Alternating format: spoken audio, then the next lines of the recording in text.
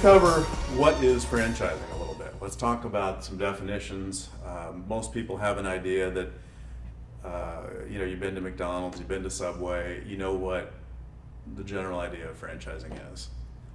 They provide an idea for you, a roadmap to success, some operations manuals. They teach you what to do, and that's all true. The best ones are going to provide you a proven system. Ideally, they all have some sort of system, but really the top 60-70% of the franchises are proven. There's a lot that are not, and you need to be careful about that. The Federal Trade Commission governs franchising via what's known as the franchise rule. It's just important to kind of have a quick overview of the regulation of franchising. The goal is to facilitate informed decisions and prevent deceptive sales techniques. Pretty straightforward, typical of a government mandate. They do this primarily for you all at your research stage in the beginning, what we call the discovery or the due diligence, via what's known as the franchise disclosure document, also commonly referred to as FDD. Within this document, they're going to spell out 23 items in a consistent format that are things you will really need to know.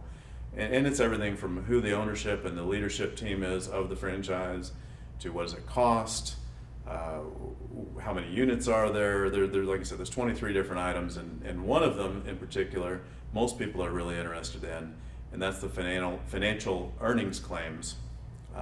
Not every franchise chooses to put anything in there.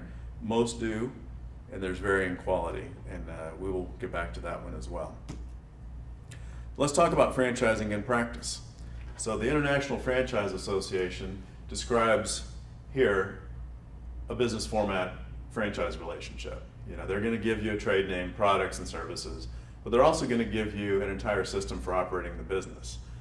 And the franchisee generally receives site selection, development support, operating manuals, etc. All of the things, I don't need to read it for you, but this is a nice, better description than what you got from the FTC slide for sure. So now let's talk really about what it all means to you. To me, franchising has become the world's best business model for one reason alone, and that's because you're never alone. There's a very popular saying, probably a very overused saying. I almost chose not to use it for that reason, but it's being in business for yourself, but not by yourself. And again, I considered strongly not using it because of how overdone it is. But it really says a lot, and it speaks to the nature of franchising. For people like you who are just learning about it, if you read that sentence and you think it through, well, yeah, that makes a lot of sense. So franchises are going to provide the how-to and the training for startup, the ongoing support, all of these good things that you really need to never be alone. There's a number of people who are phone call away. One thing that's commonly not discussed, if that makes sense, is the peer network. You're going to have a whole nation full of hundreds of other franchisees in the exact same situation you are. You're going to have people that you can get on the phone or get on email with or on the corporate forums and discuss your challenges, discuss your wins and your successes, and new things that you've discovered. Try this in your market. It's an amazing opportunity to support you, and just constant reminder that you're never alone in franchising.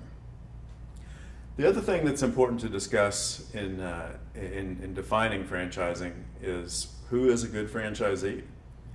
The franchises almost universally are looking for self-starters, independent, motivated individuals who are hungry to build a future for themselves. If you have that, they're going to teach you whatever their product, service, or niche market is. They will teach you everything you need to know about operating fill in the blank, whatever that business is. So the key is to finding the people who have that internal motivation and drive. On the flip side now, if you take that too far and you're a true entrepreneur who likes to make the rules, break the rules, change the rules, and live really to your own beat, you're probably not going to be a great franchisee. You're going to get frustrated with the model and having to fit into the system.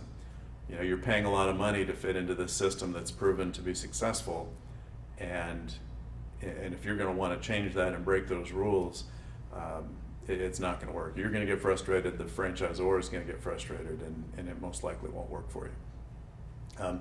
Lastly, just to touch on the odds of success going up, to me, when I was starting Bouncy of Tulsa, or even before that, when I was looking at starting a business, it just made a lot more sense, intuitively made more sense, that franchising was going to improve my odds of success. You have all of this support, you have the systems, they tell you what kind of marketing works for your business, they show you the operational systems, how to deliver the customer service and how to track it, everything. And so rather than having to go out and learn a whole industry on your own and start a business, you get provided that training. So intuitively it made sense. I don't have data that I want to provide in this format, but if you go to entrepreneur.com or many of the small business sources on the internet, you will find numerous studies that talk about how many small businesses fail within 5 years, and in the world of franchising, the exact opposite, how many succeed.